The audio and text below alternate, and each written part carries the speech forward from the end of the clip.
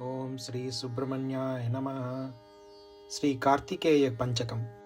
विमल निज पदाब्जं वेद वेदांत वेद्यं मम कुल गुरुनाथं वाद्यगान प्रमोदं रमण सुगुणजालं रंगराड्भागिनेयं कमलजनुतपादं कार्तिकेयं नमामि।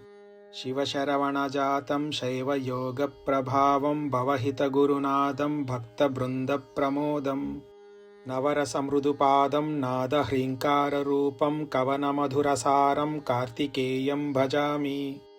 पाकारातिसुधामुकाब्जमधुपं बालेन्दुमौलीश्वरं लोकानुग्रहकारणं शिवसुतं लोकेशतत्त्वप्रदं राकाचन्द्रसमानचारुवदनं रम्भोरुवल्लीश्वरं ह्रीङ्कारप्रणवस्वरूपलहरीं श्रीकार्तिकेयं भजे।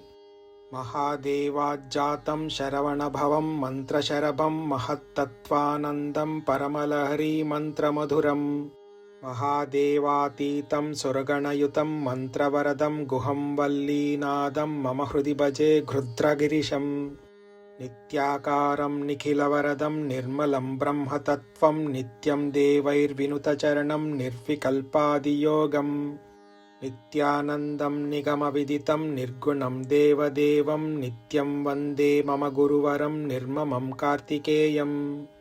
पंचकं कार्तिकेयस्य यः पठेत् शृणुयादपि कार्तिकेयप्रसादात् सर्वाभीष्टमवाप्नुयात् इति श्री कार्तिकेय पंचकम्।